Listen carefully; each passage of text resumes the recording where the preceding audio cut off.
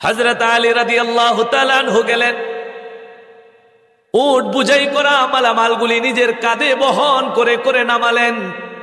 যখন সম্পূর্ণ মালগুলি নামানো হলো, তখন উটের মালিক তার হাতের মধ্যে সামান্য একটু পারিশ্রমিক দিল। এই পারিশ্রমিক নেওয়ার পর হযরত আলী রাদিয়াল্লাহু তাআলা আনহু বাজারের মধ্যে চলে গেলেন। আমার ভাই, রাত্র যখন গভীর হয়, বাজারের দোকানপাটগুলি সাধারণত বন্ধ হয়ে যায়।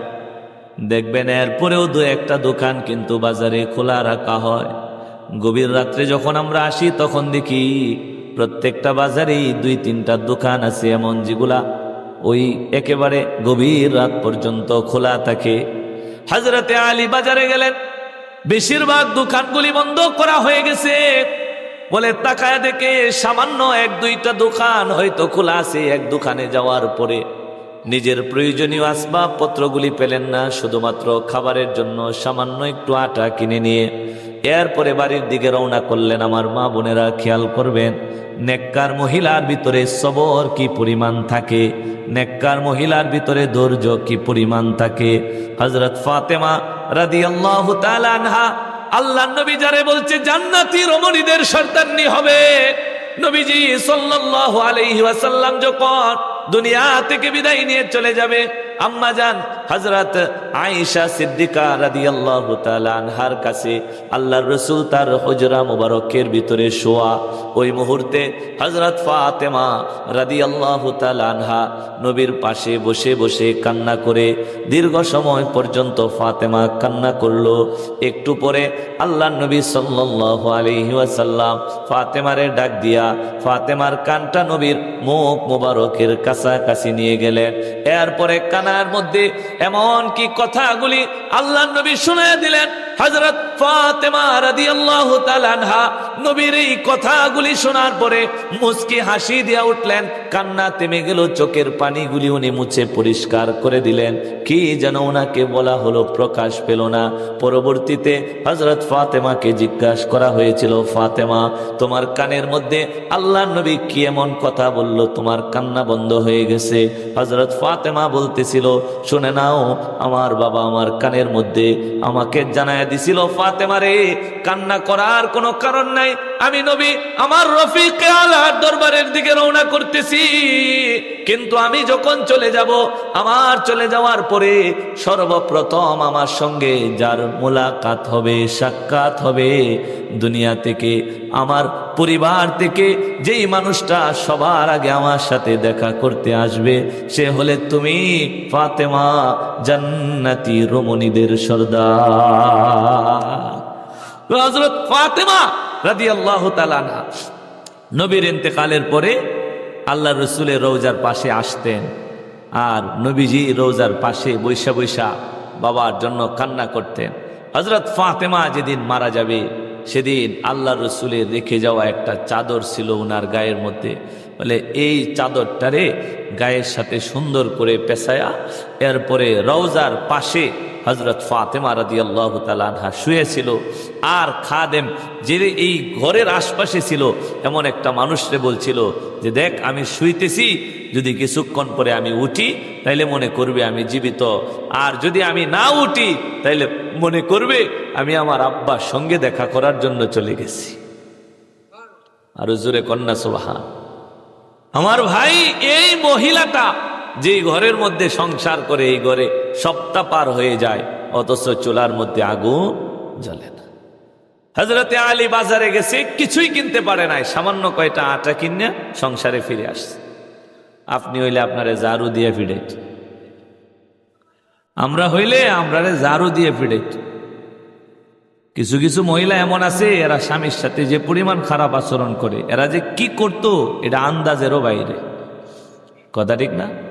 কিন্তু আমার মা বোনদের অনুসরণ করার দরকার হযরত ফাতেমা রাদিয়াল্লাহু তাআলা আনহাকে। সপ্তাহ পার হয়ে গেছে, শুধুমাত্র হাতের মধ্যে আটা নিয়ে ঘরে আসছে, আর কিচ্ছু নাই সাথে। আমার আপনার মা বোন হইলে জিজ্ঞাসা করতো, শুধু আটা কামু নাকি, শুধু আটা কামু গুইলিয়া? কিন্তু ফাতেমা কিচ্ছু বলে নাই, ঘরের মধ্যে নিয়ে আসছে, এটারে ভিজায়া খামিরা বানায়া এরপরে রুটি বানাইছে। রুটিগুলা এইভাবে খোলার মধ্যে দিছে, দিয়া দিয়া দিয়া দিয়া রুটিগুলারে একসাথে জমাইছে। এক সপ্তাহের খিদা পেটের মধ্যে, কিন্তু এক টুকরা রুটি মুখের মধ্যে দেয় নাই। এক সপ্তাহের খিদা, কিন্তু রুটি বানায়া বানায়া একটা জায়গার মধ্যে জমা করছে। জমা করার পরে সবগুলা রুটি নিয়া আগে স্বামীর জন্য দস্তরখানা বিছায়া, এরপরে স্বামীর সামনে রুটিগুলা দিয়া পাশে বসা রয়েছে আর বলছে, স্বামী আপনি এক সপ্তাহ ক্ষুধার্ত, আগে আপনি খান, খাওয়ার পরে যদি রুটি বাঁচে তাইলে আমিও খাব। আরো জোরে কন্যা সুবহান। আমার ভাই, এরা হলো নেককার মহিলা। এদের কাছ থেকে আমাদের মা বোনদের শিকার অনেক কিছু আছে। আপনি শিখবেন কেমনে? আপনি স্বামীরে কন যে আমার জন্য একটা ভালো বই কিনে আনি। আপনি সময়ে সময়ে এটা পড়ে তাদের আদর্শগুলি শিখেন। আপনি এই দিকে কোনো খবর নাই, আপনি যান দলে দলে রাত করে জিকির করার লাগে। আপনি যান রাত করে আরেক বেড়ার বাড়িতে গিয়া জিকির করার লাগে। আপনি ওই জায়গার মধ্যে আদর্শ খুঁজে পান। আর স্বামীর ঘরের মধ্যে রাত্রেবেলা থাকার মধ্যে আপনি আদর্শ খুঁজে পান না। আমার ভাই, এই শয়তানের এই কুকৌশল থেকে আল্লাহ পাক রব্বুল আলামিন আমার সমাজের মা বোনদেরকে বাঁচান। সবাই পড়ে না আমি। নেককার মহিলা পৃথিবীর সবচেয়ে মূল্যবান সম্পদ। এই কারণে নেককার মহিলা আমার আপনার ঘরের মধ্যে আনতে হবে। যে সমস্ত যুবক ভাইয়েরা এখনো বিবাহ করো নাই, তোমাদের জন্য উচিত বিবাহের সময় একেবারে সিদ্ধান্ত নিয়ে যাওয়া যে দিনদারিকে গুরুত্ব দিব, বাকি অন্য কিছু পরে দেখা যাবে। আগে দিনদারিকে গুরুত্ব দেওয়া। দেখবা আল্লাহ পাক রব্বুল আলামিন সময়ের পরিবর্তে তোমাকে সবকিছুর মালিক বানায় দিবে যদি দিনদার মেয়ে তোমার ঘরের মধ্যে আল্লাহ তোমারে তৌফিক দেয়। আল্লাহ তৌফিক দেন। সবাই পড়ে না আমি। এখন অনেকের প্রশ্ন জাগতে পারে, হুজুর দিনদার মহিলা কেমন? এই যে আপনি কইতেছেন খালি দিনদার মহিলা আসলে, নেককার মহিলা আসলে ঘরের মধ্যে সুখ হইব। নেককার মহিলা কারে কো, দিনদার মহিলা কারে কো? এই দিনদার মহিলার পরিচয় দিয়ে আমি আলোচনা শেষ করব। যদি কোনো মহিলা মা বোনের ভিতরে এই গুণগুলা না থাকে, তাহলে আপনি যদি এই গুণগুলা নতুন করে নিজের সাথে সংযোজন করে নেন, এই গুণগুলা যদি নিজে অর্জন করে নেন, তাহলে আপনিও নেককার হয়ে পড়েন। নেককার হওয়ার জন্য বয়সের প্রয়োজন পড়ে না। এমনকি কেউ বলছে যে 30 বছরের আগে কেউ নেককার হইতে পারতো না, 40 বছরের আগে কেউ নেককার হইতে পারতো না। যে যখন ইচ্ছা করে তখনই নেককার হইতে পারে। আপনার 10 বছর স্বামী সংসারে কাটছে, অথচ আপনি নেককার হইতে পারেন নাই। আপনি যদি আজকে চিন্তা করেন যে আজকে থেকে আমি নেককার মহিলা হয়ে যাই, নেককার বিবি হয়ে যাই, আমার স্বামীরে পৃথিবীর ধন্য স্বামী বানায় দেন, তাহলে আপনার পক্ষে এই মুহূর্তে সম্ভব। কথা বলুন ঠিক কিনা? আল্লাহ রসুল বলছে নেককার মহিলার গুণ হলো 4টে। কয়টা? 4টে। এই 4টে গুণ আমি মনে করি আমার এই আজকের আলোচনার মূল পয়েন্ট। মহিলা মা বোনদেরকে আমি তাদেরকে আমি শোনানোর জন্য বলতেছি। নেককার মহিলার গুণ কয়টা? 4টে। মাশাআল্লাহ, এগুলা মুখস্থ করে বাড়িতে লয়ে যাবে। 1 নাম্বার, নেককার মহিলা 5 ওয়াক্ত নামাজ পড়ে। নেককার মহিলা কি করে? আরো জোরে কন, আরো জোরে বলেন। 5 ওয়াক্ত নামাজ পড়ে। এখন কোনো বেডি যদি 5 ওয়াক্ত নামাজ না পড়ে, তাহলে মাইক দিয়ে চিল্লায়ও যদি কো আমি নেককার, আসলে নেককার না, সে প্রকৃত পক্ষে বদকার মহিলা, গুনাহগার মহিলা। কথা বলুন ঠিক কিনা? তাহলে 1 নাম্বার গুণ হলো সেই মহিলা নেককার, যার 1 নাম্বার গুণ হলো সে 5 ওয়াক্ত কি পড়ে? নামাজ পড়ে। তাহলে আপনি যদি নামাজে এখনো না পড়ে থাকেন, তাহলে আজকে ফজর থেকে শুরু করে এলেন, তাইলে তো আপনি নেককারের ভিতরে ঢুকে যান। কথা ঠিক না?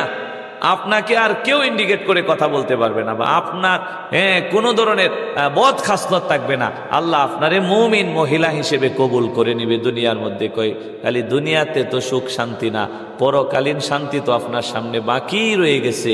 কই বাকি রয়ে গেছে পরকালীন শান্তি, এমন শান্তি যেটা আর কখনো শেষ হবে। আমার ভাইয়ের আল্লাহ রসুল বললেন নেককার মহিলাদের গুণ হলো 4টা।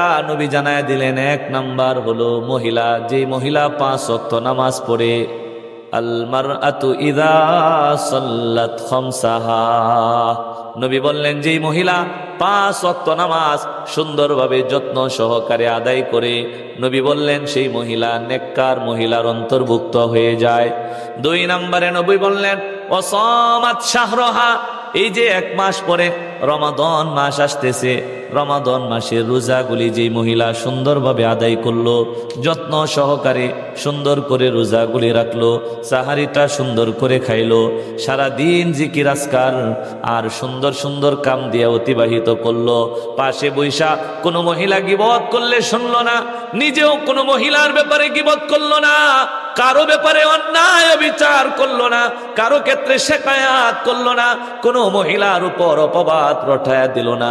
ওই ঘরের মহিলা কি করছে, পাশের বাড়ির মহিলা কি করছে, অমুকের বিবি সাপ কি করছে, এই সমস্ত কথাবার্তা 3 জন মহিলা 4 জন মহিলা একসাথে মিলে বসে বসে গল্পচারিতায় লিপ্ত হলো না। রমজান মাসটা সুন্দরভাবে জিকির আজকারের মধ্য দিয়ে কাটায়া দিল। আল্লাহর নবী বললেন, যেই মহিলা রমজানের রোজা সুন্দরভাবে আদায় করে, সুন্দরভাবে রোজাগুলি পালন করে, নবী বললেন সেই মহিলা নেককার মহিলার অন্তর্ভুক্ত হয়ে যায়।